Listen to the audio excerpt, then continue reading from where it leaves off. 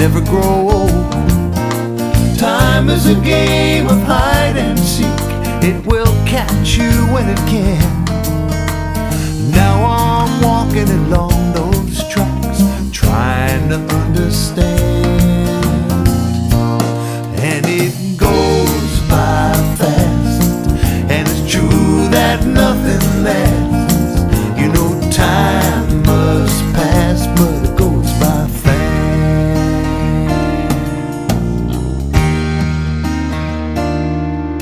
I was 17 when I fell in love. What in the world did I know? Hypnotized, those beautiful eyes, lost in a world of my own. Love is a game of hide and seek. It will blind you 'cause it can. But I find my way and I live each day trying to understand. And it goes by fast, and it's true that nothing lasts. You know time must pass, but it goes by fast. Time and life and love and all of their mysteries. Nothing I have learned is what it seems to be.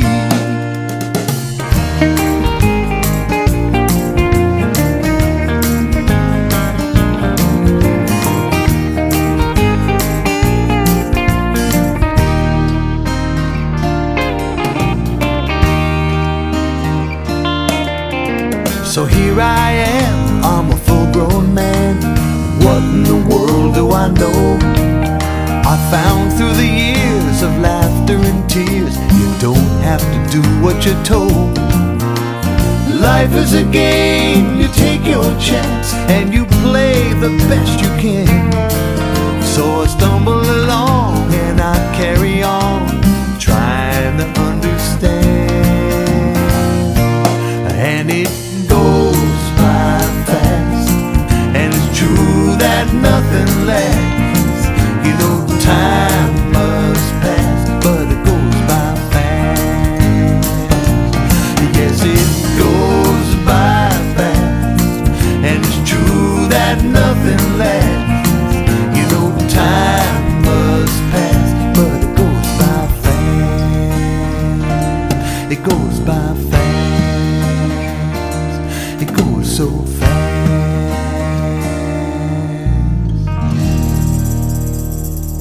And that song was called It Goes By Fast, and it was written and performed by my guest today, Freebo. Thanks for joining me here on Fiddles and Frets. Thanks, Ray. It's nice to be with you. And I should mention that we're here at the Northeast Regional Folk Alliance Conference, and that's where we're doing the interview and listening to your songs and talking a little bit about your music. Why don't we talk a little bit about your history of your musical career? I know you've done a lot of stuff and have played with other people, and maybe you can just summarize that for us to give us an idea where you come from. Well, actually, I come from a small coal town not far from, about 100 miles from Philadelphia, a little town called Mahanoy City, Pennsylvania. And I had no aspirations of being a musician when I grew up. And like John Lennon says, life's what happens when you're busy making other plans. So whatever my plans were, music was not in them, but I was always good at it. And I happened to wander into a rock and roll band, and it worked. Met a young Bonnie Raitt, and that took me into a different level of rock and roll in the early 70s, and played with her for over 10 years as a bass player. And had the pleasure and honor of playing with people like her and John Mayall The Bluesbreakers and Crosby Stills Nash and Ringo Starr and a bunch of people, and it was great. But I guess along the way there was a part of my creativity that was screaming out, that wanted to be heard, that couldn't be expressed simply on the bass. And I started writing down my so-called cleverisms, when you get an idea and say, I really should write that down, and you don't, and you forget it. Right. Well, I realized one day I forgot too many of those, and I was going to start writing them down. So I did, and that actually started me on songwriting. And then once I wrote the songs, somebody had to sing them, and I was the only one who knew how they went. So I realized that I was kind of scared of singing, and so I wound up doing a lot of work just to work with my fears and see why was it that I hadn't been doing this for so much of my life, coming into this late in life. And it's been an amazing journey that's really helped me a lot on in terms of my evolution as a human being and dealing with my fears and feeling so much more complete creatively. So I just came out not too long ago with my third CD, Before the Separation, and I'm very proud of it. It's gotten great reviews and been very well accepted. And I feel like I've hit my stride as a singer and a songwriter and performer, and I really enjoy doing it. I love getting up there by myself with my guitar and singing my songs and relating to an audience, or getting up with Jim Photoglow in the Freebo and Photoglow duo, and doing it. And it's a different tack, kind of, but it's great. And how long have you been performing as a performing songwriter? I'd say I probably started seriously when I put my first record out in 1999. So that's probably about 7 years, and started going to folk alliances in 2002. So about 5 years doing that and really being in the folk world, which is really a fascinating world. And where have you performed? Where do you perform? Perform really all over the country, at clubs and coffee houses and small concert venues and festivals like the Kerrville Folk Festival, and played at the Philly Folk Festival, and hope to be back there again. Were you in the songwriting contest at Kerrville? No, I actually didn't enter that, and I thought about that, but it's called New Folk, and a lot of people say, well, geez, Freebs, you've been around quite a while, and people know who you are. It might not be appropriate to do that, so I didn't. Well, you're kind of new folk, though. I am kind of new folk, and maybe I should have, but I didn't. Yeah. Well, there's another year. Yeah.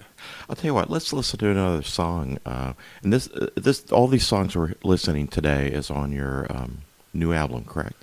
Yeah. And the title of that is? The title is called Before the Separation. Before the Separation. And maybe you might want to play the title cut. Why don't we do that? And maybe you could talk a little bit about the song. Well, without giving away the song, I grew up as a kid in this little coal town, upstate Pennsylvania, in the 50s, and it felt like there was a promise of good things to come, and the races were coming together, and unions were strong, and the worker was being treated more and more fairly, and the middle class was growing, and representative government seemed to be working, and the United Nations had come on after World War II, and it seemed like the nations were coming together. It seemed like things and people in general were coming together. And in recent years, the divide has become much greater, whether it be the divide of the haves and the have-nots, or us and them, the political right and political left, Americans and the non-Americans, the good guys and the bad guys in general, us and the terrorists. And again, who defines what a terrorist is? Some people would define us as terrorists. We define other people as terrorists. So it's all according to whom, and all of which just sheds light on the tremendous separation between us. And for me, I think it's that separation that's the biggest challenge and the biggest demon in society. I think that's if we get torn apart too much, we will destroy ourselves from within and from without. And I think the hope of the people of the world is find some way to come together and find our commonalities as opposed to our differences. So I think that's pretty much what this song talks about. Okay, well, let's listen to Before the Separation.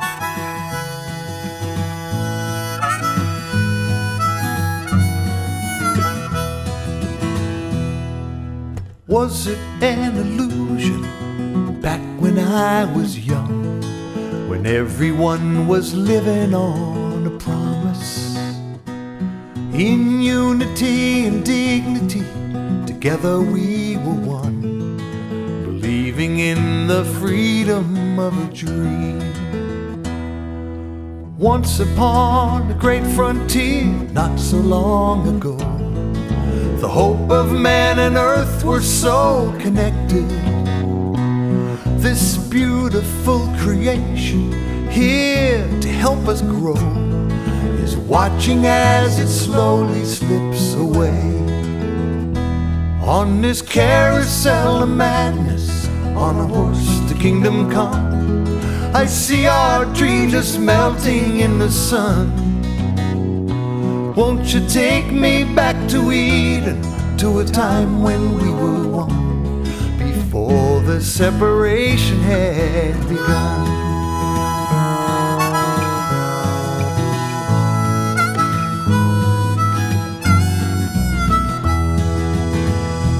For the ones who have the money and the many who have not, the great divide grows wider by the moment. Equal opportunity doesn't mean a lot to the one who has to struggle to get by. On this carousel of madness, on a horse to kingdom come, I see our dreams just melting in the sun.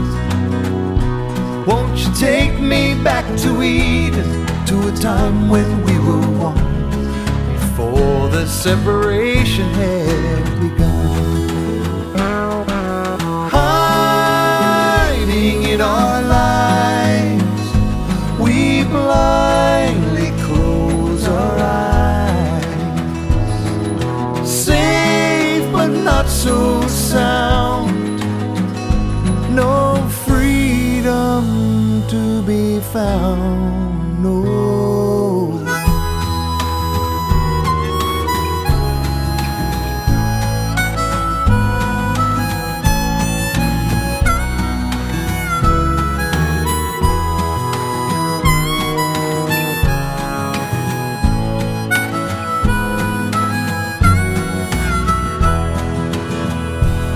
Now I will give my heart and soul, show undying faith, fighting for a cause that I believe in. Tactical delusions lead me not astray, for the voices of the healing will survive. On this carousel of madness, on a horse to kingdom come, I see our dreams just melting in the sun.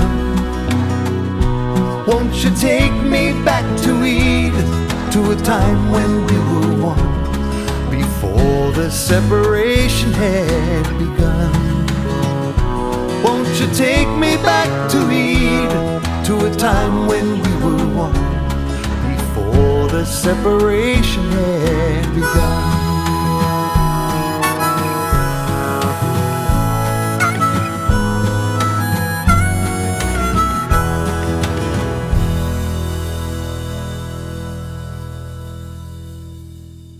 And that was Before the Separation by Freebo, who's my guest here today, and that's from your CD with the same title, Before the Separation. You're doing some political songs, and let's talk about that a little bit, because I grew up in the 60s and listened to Phil Oakes and Bob Dylan and a bunch of people then that did a lot of topical songs, and so I think it's pretty cool that's part of your repertoire, and like that last song we just heard, I think. And how do you build that into your songwriting? Writing a topical song is not always the easiest kind of song to write. So how do you do it? Well, it's a good question, and it's a worthy challenge. You certainly don't want to preach. And the more you preach, the more people aren't going to listen. So the challenge for me is how do you come from a place? How do you have a point of view, but try and say it in a neutral way, with a neutral, energetic, and that's what I certainly tried to do with on Before the Separation, just to paint a picture of the separation between us, and rather than say that's bad and that's good, say I'll do my best to do what I believe in, to follow my heart. And so I guess following my heart is the essence of what I try and do, and I try and present it in a way that's either humorous, like the Freedom Wall, which is a complete irony, and in fact, on the Freedom Wall, it's I think of it as kind of almost like Phil Oakes guitar, a not so good Salvation Army band, that might be redundant, and a bad gospel choir in a small church somewhere in South Carolina, and put those elements together and wrote this song called The Freedom Wall, which is just the irony of, okay, we'll make ourselves free, we'll surround ourselves with a wall, and we'll keep the evildoers doing evil somewhere else. So I approached that one with humor and wrote it with my friend Brian Joseph, who's got a great sense of humor, and we got together on that one. And then the one that I'd be really cool if you play next, called Stand Up, that I wrote with my buddy Tom Prasada Rao, who is a wonderful singer-songwriter and just a superb human being. And we began writing this right after 9/11. September 11th, 2001. And it started with my idea that I could feel the tremendous sense of retribution in this country, the anger, and, okay, who do we get back at? Who do we strike back at? And what occurred to me is, first of all, before we strike back at somebody, let's make sure we strike back at the right person, and then, the right forces, and find out who did this. And second of all, in terms of striking back, that the more you deal with things violently, the more violence begets violence, in short. And I use the Gandhi phrase, "An eye for an eye makes the whole world blind," and it had and so I use that in the chorus. And what I wanted to say with the song was, payback is not always the best way to go. If we pay them back, then they pay us back, and probably what they did to us was payback for something else, and it just perpetuates itself. And like John Kerry said in one of his best speeches when he came back from Vietnam, who will be the last one to die? So I try to come up with a positive thing in that, to say, everybody, it's a brand new day. Ain't you tired of the same old way? Pay 'em back and soon you'll find an eye for an eye makes the whole world blind. Stand up. Be strong. Why take it how long? Stand up. Be counted. Let your voice be sounded.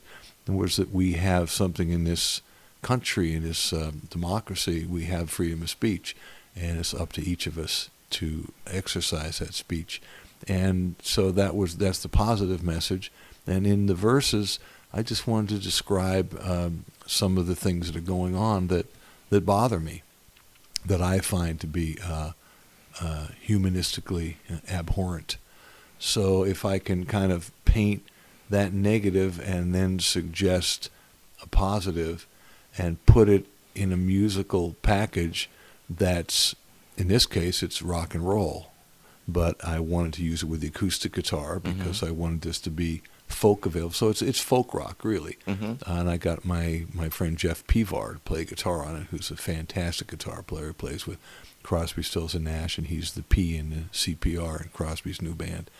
So I put that together and I figured it's a statement. And to answer the first part of your question is, it came about not necessarily to write a political song, but to write about something that was on my mind. And this was very much on my mind. And once you decide to do that, then it becomes a question of crafting the song. So I had to craft it, and it probably took about a year going back and forth to really say all the things that I wanted to say in it and that Tom wanted to say in it, and get it right so that it wasn't too preachy, but it got the point across, and I think it does. Well, let's listen to it now. It's called Stand Up.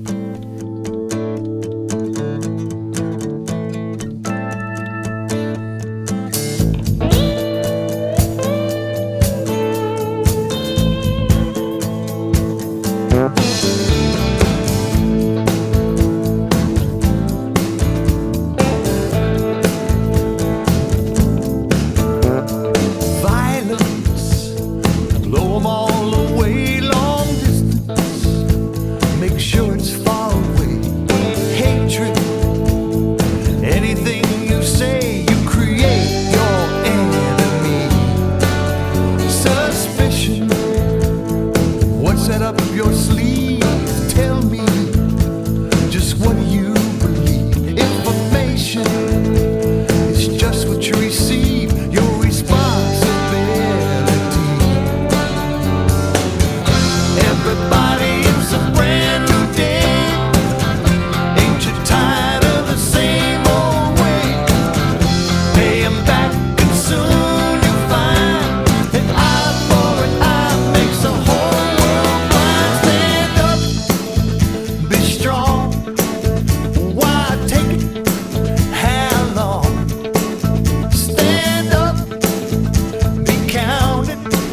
Let your voice be sounded. Stand up, don't you be afraid.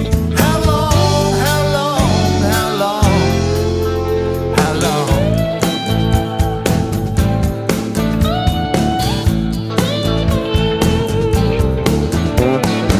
Anger, escalation, blues, ground zero. Anywhere you choose, spin it. Get it on the news, you know what they want you to know. Big brother, sleeping in your bed, big trouble, right upside your head. Big money, steal away your bread, take it right beneath your nose. Everybody, it's a brand new day. Ain't you tired of the same old way? Pay 'em back and soon you'll find that eye for an eye makes the whole world blind. Stand up, be strong. Why take it? How long? Stand up, be counted. Let your voice be sounded. Stand up, don't you be afraid. How long, how long, how long, how long?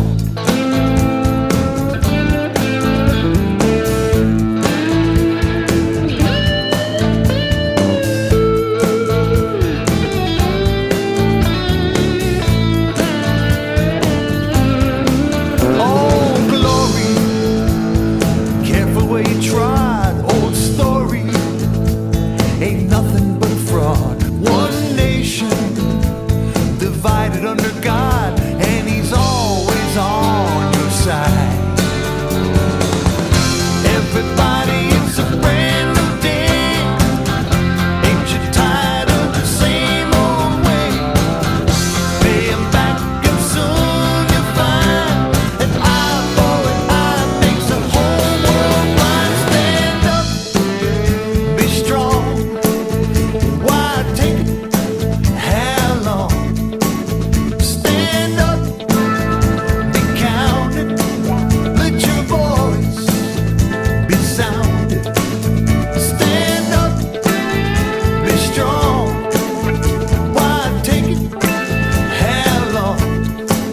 Stand up, be counted.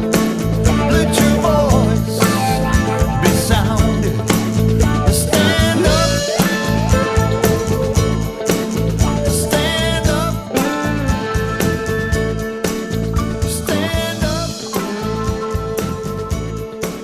stand up, stand up, stand up. And for those of you who just joined us, that's that was Freebo, my guest today, and his song "Stand Up." And you're from Los Angeles, so have you been there since your rock and roll days? I moved out to Los Angeles in 1974. I was in Philly from pretty much from 62 to about 71, and I started playing with Bonnie, and moved up to Boston for 3 years, and then I kind of felt like I needed to grow. I felt like a big fish in a small pond, and I thought either New York or L.A. would be the place where I would have the biggest challenges and grow musically the most. So I chose L.A. It was a lot warmer. So I've been there for 32 years now. That's true. And you mentioned before you not only perform solo, but you also perform with Jim Photoglow. Mm-hmm. And just briefly, say what the duo is about and how often you perform together. Well, we met at a folk alliance, the first folk alliance we both went to, and we had different backgrounds. Jim has been a songwriter for many years and had a couple of solo CDs back in the early 80s and became a Nashville songwriter when he moved down there and had some good fortune with country music and had some hits and wrote for a lot of great country artists. But then he decided that he wanted to come into this world because at some point he felt he couldn't really write from his heart, and he didn't want to just write country music, and he wanted to be able to perform his songs, in this world, same as I did. It was suggested to both of us that we contact each other, maybe share a showcase, because he plays bass as well. He played on Dan Fogelberg's last couple tours, and I play bass, of course. And so we could both have a bass player, share a showcase, do a couple songs apiece. So he sent me a couple of his songs, and I sent me a couple of my songs, and we learned each other's songs, and we showed up at Folk Alliance. That was our rehearsal, and we did it, and it worked out well. And then we went to the Kerrville Folk Festival separately and met there, and somebody said, hey, if you guys want to open up Texas for each other, why don't you tour yourselves? So we put together a short little tour of Texas with the two of us, and bit by bit we got to know more of each other's songs, and people really seemed to like it, and the whole seemed to become greater than the sum of the parts. So for me, I only get to do half as many songs as I normally do in the show, but I get a bass player, and I get a harmony singer, and I also get to play bass, which I don't in my solo show. And together, what we present, people seem to like it. So it promotes me and my music, it promotes Jim and his music. We haven't recorded together, but we have a live CD from Live at Kerrville, and we're thinking about putting together something else. So it kind of happened by accident, like so many other things in life, but it's found a life of its own, and we decided that would be a great way for us to showcase at the Folk Alliances, because again, it showcases both of us and our songs and our singing and our harmony singing and our bass playing. So it works for both of us. So that's what we're doing here at NERFA. We've been doing it at the other folk alliances for about 4 years now. Yeah, and as you said, you were a showcase this weekend, and they get oodles and oodles of CDs for it to be in the showcase, and they only pick a few people, and you guys were one of those acts. Well, we were honored, and it was a nice 15 minutes. We had our 15 minutes of fame. There you go. A friend of mine who Lee Bowers, you played at her house concert, and for whatever reason, I wasn't familiar with your music. You just listen to certain things, and I have to be honest. My first thought is, here's a guy who's been playing bass all these years, and relatively recently, started writing songs. Is that correct? Relatively recently. I mean, I've been a professional musician for 40 years, and wrote my first song about 20 years ago, but didn't really begin to record them until about 10 years ago, and then made the first CD about 7 years ago. So that's just relatively recent. So, I wondered, had you been doing it long enough to really hone the craft? And when I heard your songs, I said, yep, he has. Really good. You're a very good songwriter and also performer. You're very entertaining. Thank you. To watch you perform. Thank you. And again, people can do that by probably going to your website, which is Freebo.com. It's Freebo, Freebo.com. And you'll have your schedule there, and they can also probably get your CDs through there. They get CDs. If you check out CDs, you can listen to some nice long clips and check out the lyrics. And the CD before this new one, before the separation, it's called Dog People, and it's all dog songs. And that's right. I remember that. It's about the pretty much the human canine connection, inspired by my 15-year-old golden retriever. Actually, we had to put her down about a year ago, but Garbo, she inspired the CD, and she's a beautiful creature. And I think there's a lot of funny stuff on there, some sad stuff, and some covers like Old Shep, and Neil Young's Old King and Old Blue, and a song by Neil Finn from Crowded House, and 4 or 5 originals of my own. So I love that album. I'm very proud of that one too, and it's really not a flip album. It's comical and it's serious, but I think it's got a lot of nice, happy, nice canine energy on it. Well, I encourage everybody listening that if you go to their town, to go out and see it. They're going to be very entertained and enjoy the music. Well, Freebo, thank you very much. I appreciate you coming on, and we'll see you soon. It's a pleasure, Ray. Thanks for having me.